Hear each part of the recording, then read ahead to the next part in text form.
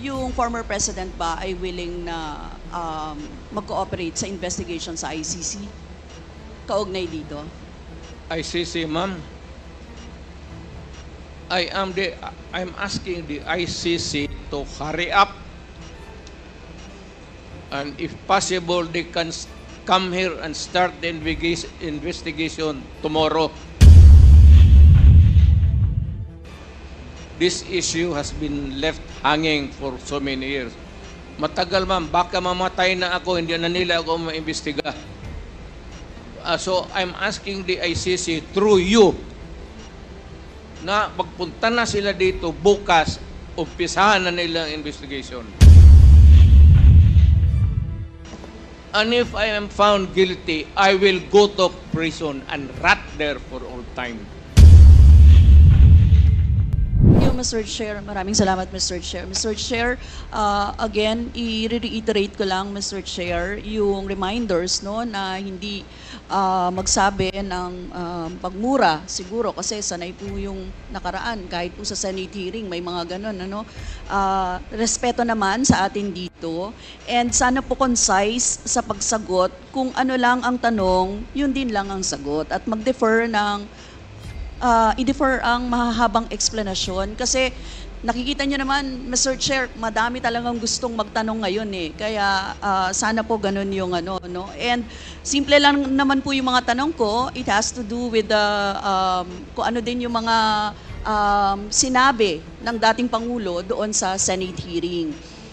Yan, Mr. Chair. First, yung observed decorum. Tapos, syempre, tulad po ng sinabi ni Chairman Abante, hindi po tayo mangingimi na mag-point of order kapag nilabag po itong mga ito. Yun. Now, Mr. Chair, I would like to direct my questions, Mr. Chair, to Rodrigo Duterte. Mr. Chair, noong October 28, sinabi ni dating Pangulong Duterte, under oath, sa harap ng Senado, and I quote, I and I alone take full legal responsibility sa lahat na nagawa ng mga pulis. Pursuant to my order, ako ang managot. At ako ang makulong, wag yung pulis na sumunod sa order ko. Ang tanong natin, Mr. Chair, the families of innocent extrajudicial killing victims are present. Yun po yung pinagsalita nyo kanina. So can the former president look them in the eyes and say once more that he takes full legal responsibility for the deaths of their loved ones, Mr. Chair?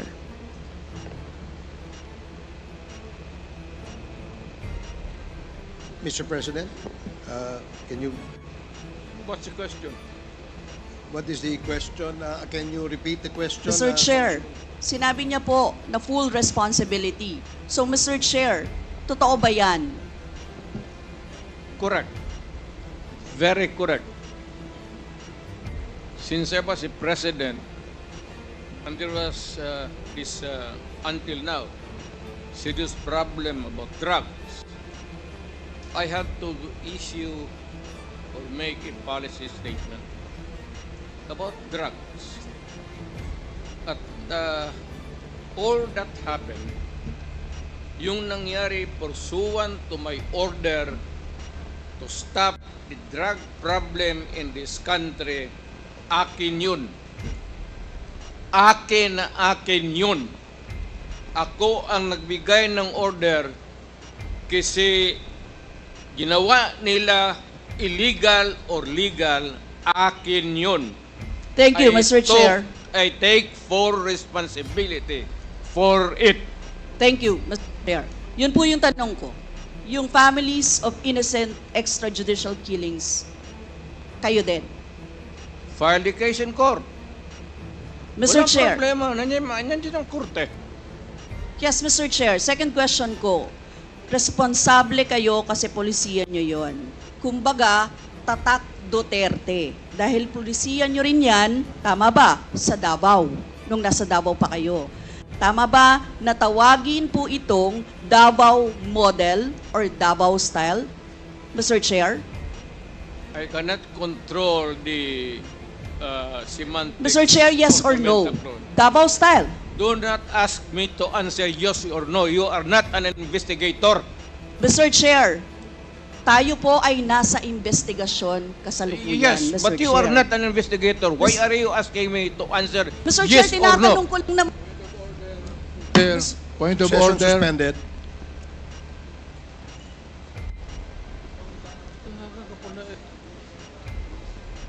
Point of order, Mr. Chair. Ano ka, police? Point of order, Mr. Chair. The session is suspended for the meantime, so please, let's take time to calm things down, okay? Para ho maayos ang ating hearing sa ngayon.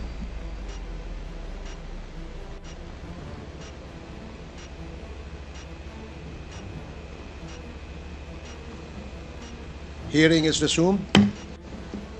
Please proceed, Congresswoman Rosas. Yes, Mr. Chair. Napakasimple lang po ng tanong ko.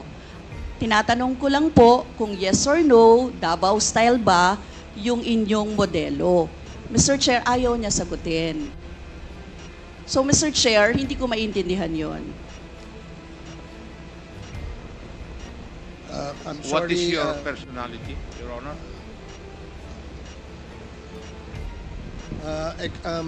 If I may, Secretary Bello, we normally, the committee does not allow the counsel of the witness to speak because the role of the counsel is limited only to counseling his client on his rights. Hanggang doon lamang po. But we cannot ask you to answer any questions that will be asked by any of the members. And that is what Thank you, is in Your the Honor. rules. Thank you, Your Honor. Actually, I'm not answering the question of Congresswoman Rosas, Your Honor.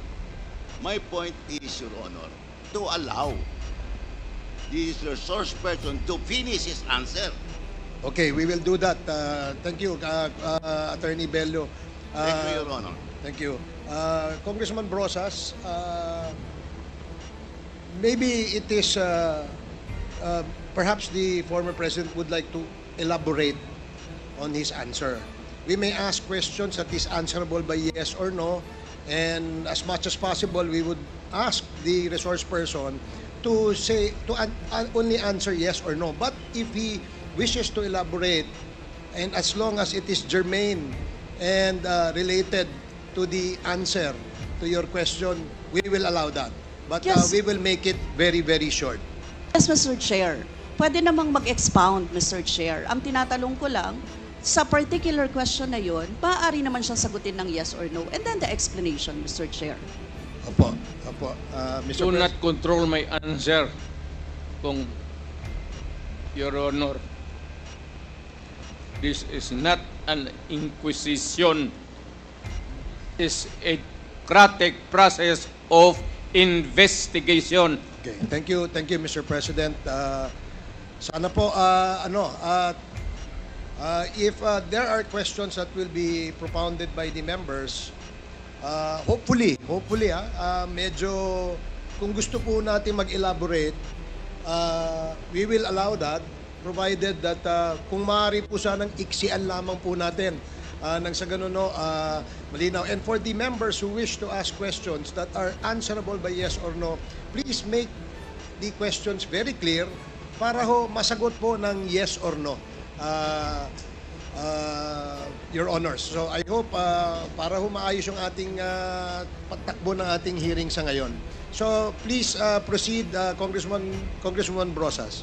Yes, Mr. Chair. Mr. Chair, ang tanong ko, sinasabi nyo rin na ang war on drugs ay talagang utos nyo. Diba?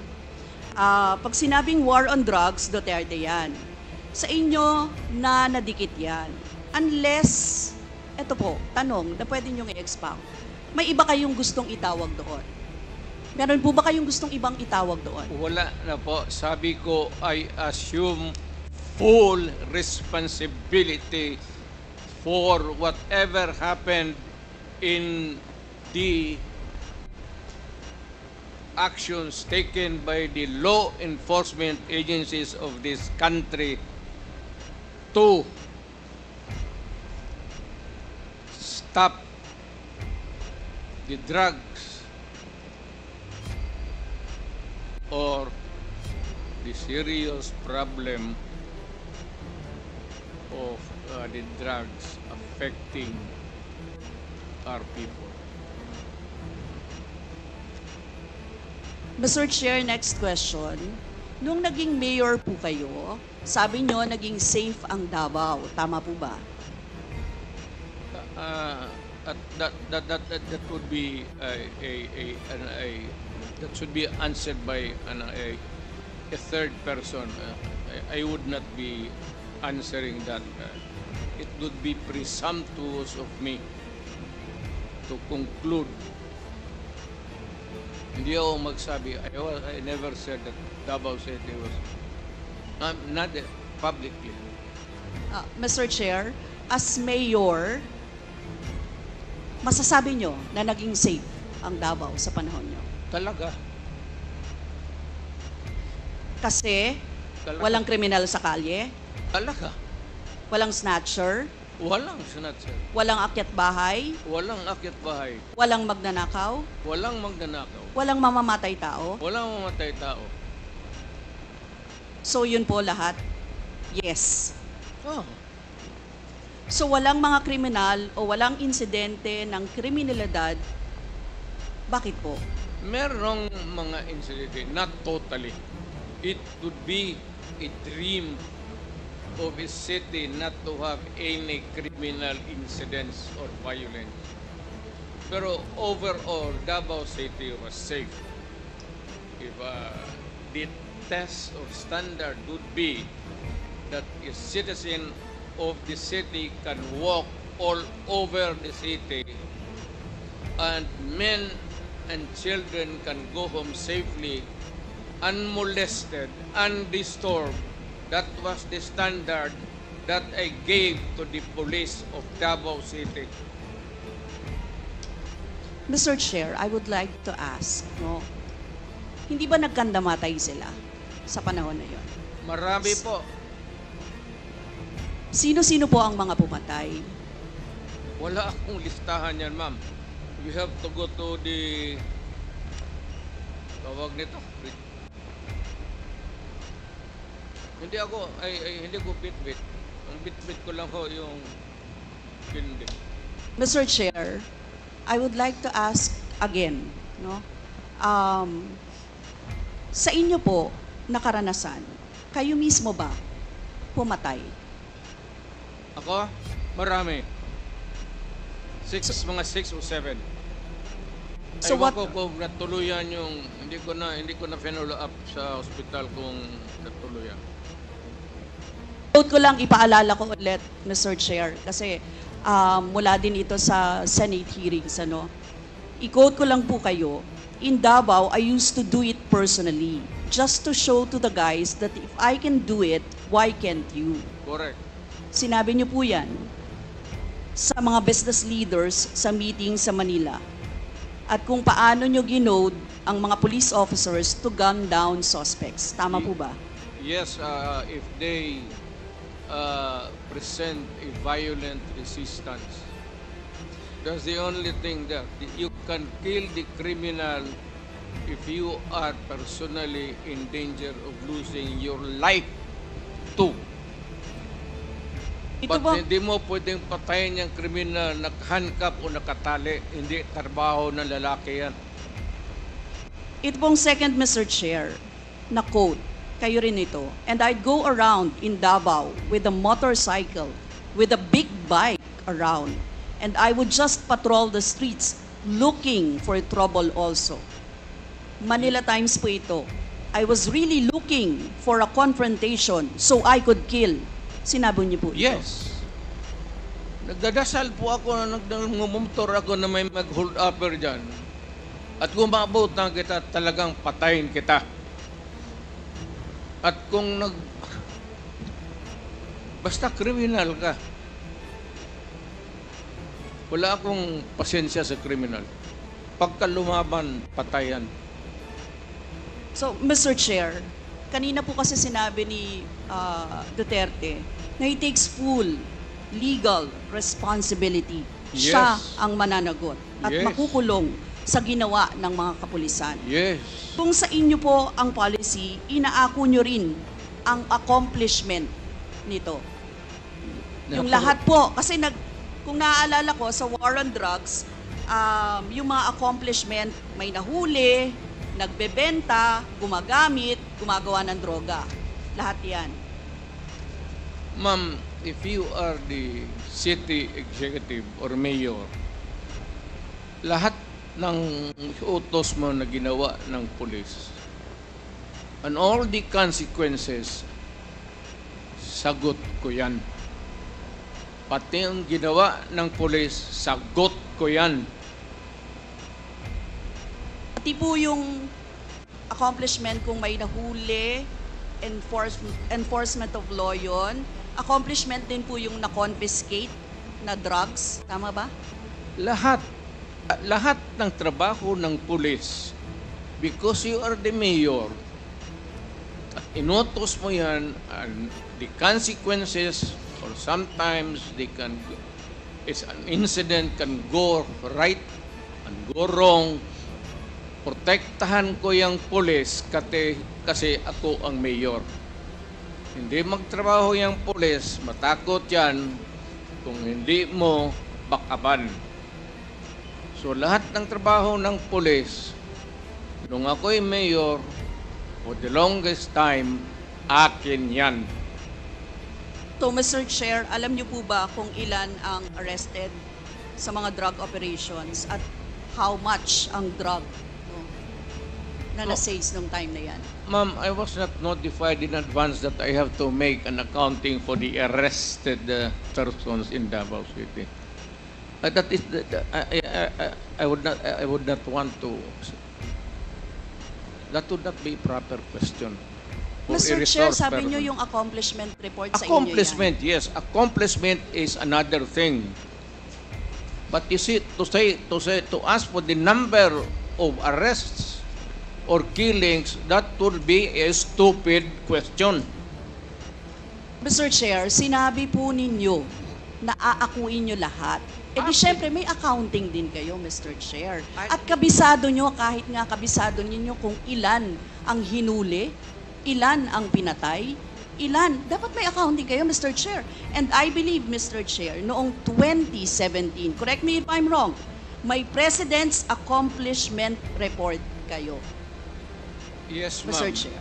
Tanungin kita, where were you the other day at 4 o'clock in the afternoon?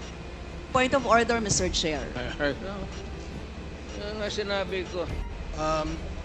Yes, may I remind our resource person, Mr. President, maaari po ay wag po, iwasan po natin magtanong sa ating po mga membro. Please answer the questions lamang po at refrain from asking questions to the members of Congress. Yan po ang nakasaad sa ating rules. Please continue, Congresswoman Brosas. Thank you, Mr. Chair. I'm sure alam po yan, no, ng former President kasi siya ay naging miyembro din ng Kongreso, Mr. Chair. Yes. Yes, Mr. Chair, 2017 President Accomplishment Report meron, sinabi nyo rin naman. Ngayon, Mr. Chair, kung ganon, handang mag-cooperate ba ang dating Pangulo sa lahat ng investigations na gagawin, Mr. Chair? All investigations. What do you mean by lahat? How many investigations do you think that I have to participate? Point of order again, Mr. Chair. That's a 1 minute suspension. walang pre.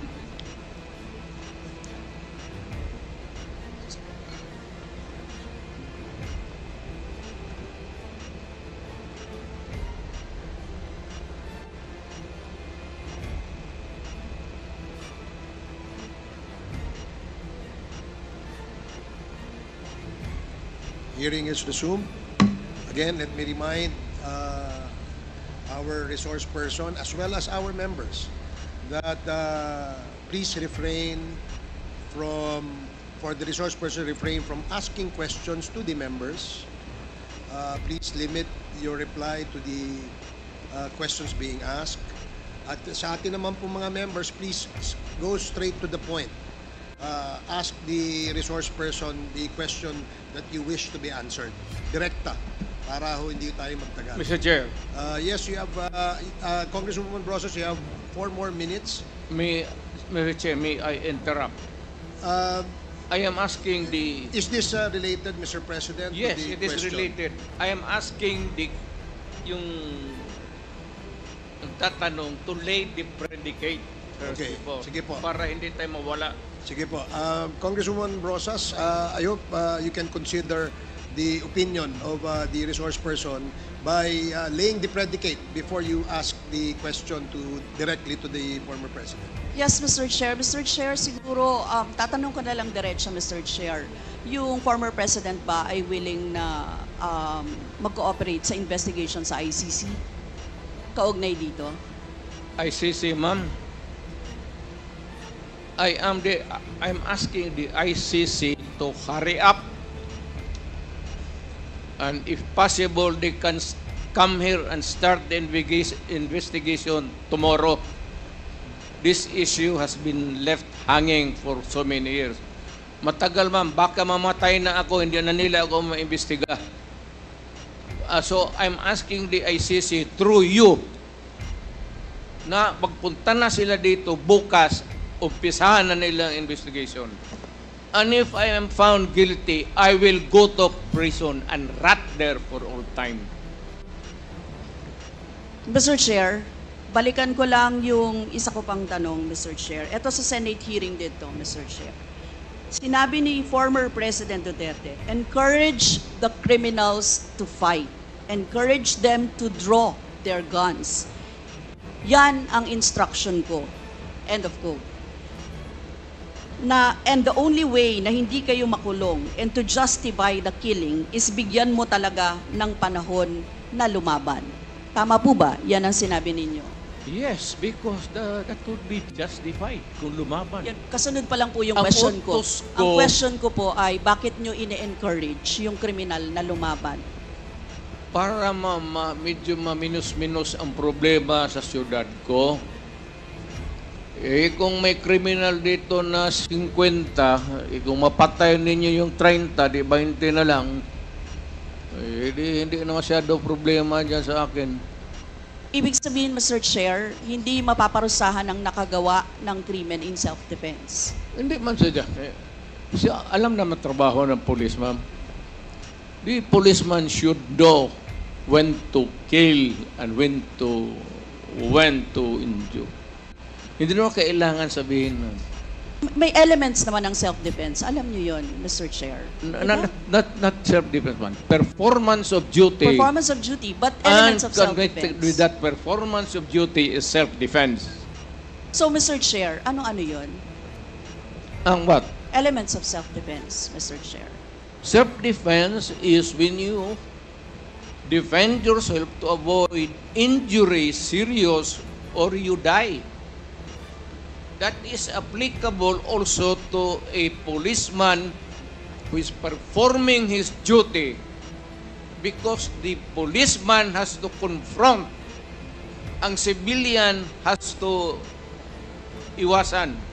But a policeman, a law officer, if you are a law officer, you have to confront the criminal. Ang sanabi ko sa kanila, huwag kang pumunta dito sa akin isina na may sugat ka, sipain kita, patayin mo. Bakit ikaw ang may sugat? Wala akong my language is brutal and raw for criminals. Wala akong pasensya, ma'am. I've been a prosecutor for 9 years. Talagang sinabi ko, pag hindi na mahinto yan, patayin mo na yan. Huwag mo nang pabalikin niya dito sa opisina ko. Thank you, really Mr. want Chair. to know the truth. Ganon. Last 2 questions, Congresswoman Brosas. Yes, Mr. Chair. Mr. Chair, gusto ko lang sabihin na sa elements of self-defense, first, dapat unlawful aggression. Second, reasonable necessity of the means employed to prevent or repel it. And third, lack of sufficient provocation on the part of the person defending himself. Mr. Chair, now I would like to direct my question to sa victims po, si Christina siguro at si Lori or si Mary Ann, ano? Mr. Chair, ano po yung sirkumstansya or kalagayan ng mga nangyari sa pagkapatay ng inyong mga mahal sa buhay, Mr. Chair? Hanggang ngayon po, mahirap pa rin po sa kalooban namin. Ang mahirap lang dun kasi yung mahirap ka na tapos may mga pinagdadaanan ka pa po na ganito na hindi basta-basta na nahihimpasan ng ano, kumbaga araw-araw, puro sakit ng loob, dasal, kung ano ba yung pinaglalaban namin ito. Salamat po. Mr. Chair, tatanong ko lang, ang susundan ko lang yung tanong ko. Ang tanong ko kasi ay, nagkaroon ba ng self-defense? Parang ganyan di ba? Ang nangyari. Nanlaban ba yung Yun po inyong... ang sinabi nila sa akin na nagkamotor po yung bata na wala namang motor na hindi marunong magmotor. Yung pong nanlaban, yun po yung sinabi nila sa akin na nakipag-anuhan po daw ng baril. Pero ano ang nalaman ninyo sa investigasyon? Laban ba? Well, Meron bang unlawful aggression? Meron bang reasonable necessity para i-employ or i-prevent or i-repel yun? Meron bang lack of sufficient provocation mula sa parte ng tao na dinidepensahan yung sarili niya? Sa lahat po ng mga nalaman ko po, dahil wala na rin naman akong ganun kaalaman ng ganyan po, lahat po yun gawa-gawang kwento po at wala rin pong napakitang ebidensya na nagsasabi ng katotohanan na nanlaban po yung bata. Si Nanay Lori siguro.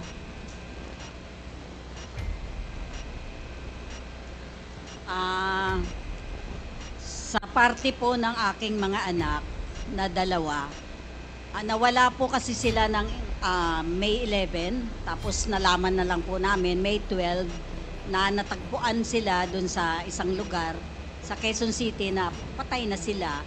Kaya kumbaga, doon sa balita, yun yung napanood ng anak ko na sabi nga daw ay police operation. Pinaghahabol daw sila ng mga pulis hanggang sa nahuli sila at pinagbabarel. Yun po, kasi kukuha lang naman ng lisensya itong kuya, si Crisanto, kasi isa po siyang security guard. Kumuha lang siya ng lisensya noong May 11, pero hindi na ho siya nakabalik. Tapos kinabukasan ho, yun napanood na siya sa isang news sa TV na yun nga, natagpuan na sila na patay na. Tapos yun, pinaghahanap na po namin. Si Nanay Mary Ann.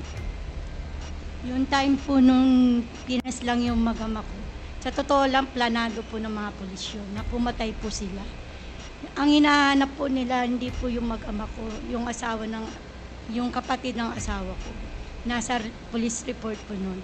Halos planado po nila, nandyan na po yung soko, andyan na yung funeraria, na halos sa amin bilang mahihirap, wala kaming magawa.